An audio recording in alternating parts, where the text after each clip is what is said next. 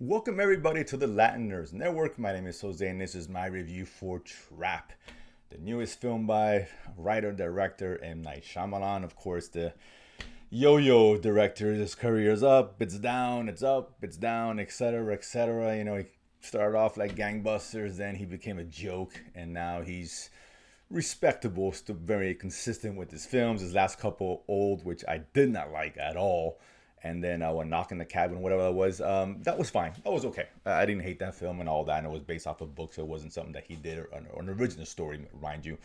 So listen, it's nothing else. He's always intriguing because you never know what you're gonna get with this guy, and he obviously has shown the promise. So I'm still interested in what he does now that he's out of that I'm a joke phase. All those really bad run of films in the second part of his career. This one here starring Josh Hartnett. Um, yeah, as you see in the trailer, Josh Hartnett is taking his daughter to a concert. I think it's Lady Raven is the name of the artist, who's actually played by Shyamalan's daughter, one of his other daughters. Of course, his one daughter's a director now who did The Watchers, which was terrible. So it is what it is.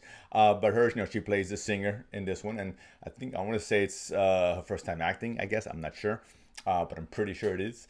And at the concert, he finds out that there's a police everywhere, SWAT teams, surveillance, you name it, because they are after someone called who is known as the Butcher, who's a serial killer who's had a trail of 12 dead bodies thus far, dismembered bodies all over the place, and of course the trailer has revealed already that Josh Hartnett is the Butcher himself. So now he has to figure out a way how to escape the concert. It seems like every exit, everything he can think of, they thought of as well. And yeah, so this was kind of like a thriller somewhat. Now I was concerned because there were no screenings for this at all, which never bodes well because a lot of times it means that the studio is hiding the film or doesn't have confidence in the film, and I think the embargo may still be on. I don't even know, and it's that movie's already out. So that's very concerning. I know Shyamalan came out and said, "Oh, from what I understand, I read this somewhere that he's saying that the reason why they didn't do it because they didn't want this movie spoiled, the big twist or whatever the case is." And I gotta say, now in terms of the twist, that's nonsense. So I think he's lying, or I don't know what he's talking about, because unlike his most of his other films, where you expect that twist ending, for better or for worse, this was actually a very straightforward film, very straightforward kind of cat and mouse.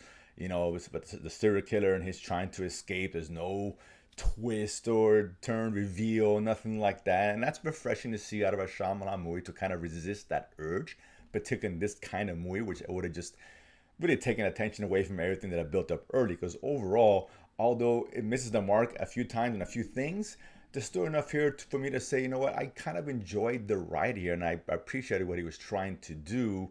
Although it didn't excel, and I think the way he wanted to, it's also not a bad film. It's an okay, decent film. I think it might be divisive, but I think you're gonna get some enjoyment out of this, and I really love Hartnett as this one. He's so good. Yeah, him, balancing that, being that good father. Oh, taking his daughter to the concert, he's acting a certain way, and then a minute later he's acting like the serial killer who he is. And for the first 45 minutes or so of this film is basically what you see in the trailer, what's inside the concert, right? The police everywhere, and he's trying to figure out, okay, how the hell am I gonna get out of this situation?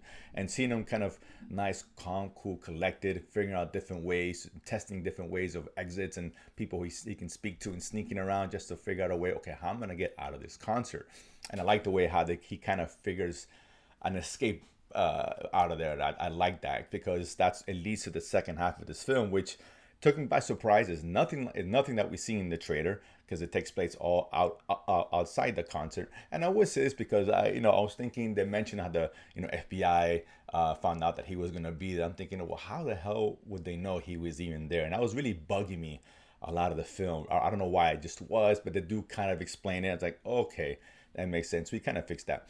But neither here nor there. Sorry about that. But yeah, overall, I like, it's kind of fun seeing him, Harney, trying to maneuver his way out when it hits that turn in the film when now we're outside the concert. The only concert I know that starts at daylight and ends in daylight. Like, come on, guys, this is a concert for is a big deal. I mean, I can start at 8 o'clock at night and it's still daytime because it's summer, but there's no way the concert ends, you get out and it's still daylight. That doesn't exist, so that was kind of weird. But I get another thing that bugged me. I don't know. Maybe I'm in that mood today. What can I tell you? But once he's outside the concert, I liked, because they feature more of a Raven, Shyamalan's daughter, who's not bad. I mean, I think the movie would have been better off having a better actress. Not that she was terrible, she was fine and had some really good moments, but overall I thought I needed something a little stronger. But not a minor complaint, didn't bring the movie down by a bit. But I like the things that she does in this film. I don't want to spoil that part of it, but it's actually the interaction involvement with them and the daughter. That was cool, and I liked the decisions that she made, which led to the events of the end of the film.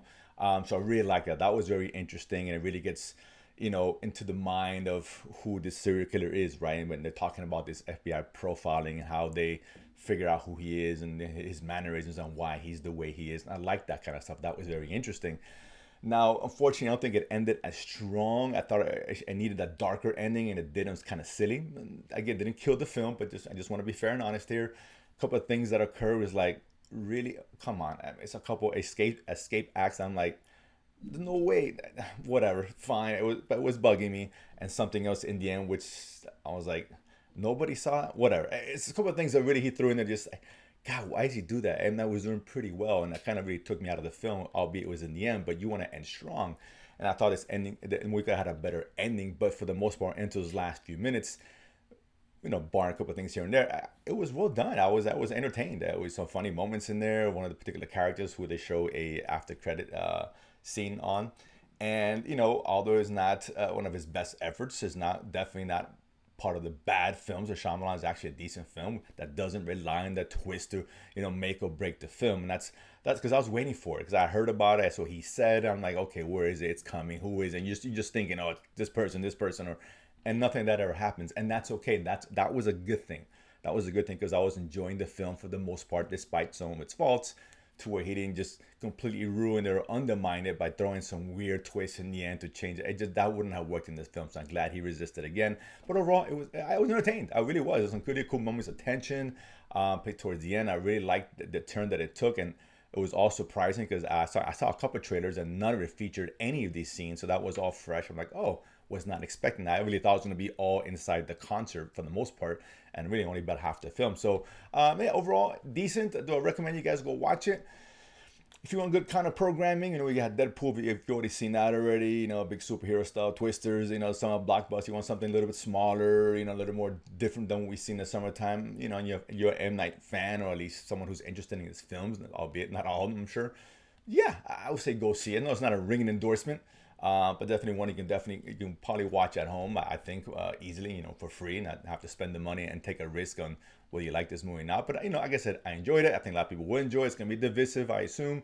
But that being said, if you guys do check it out, comment below, let me know what you guys thought. And of course, if you haven't done so already, subscribe below and feed money to go to the movies and talk about it afterwards. See you guys next time.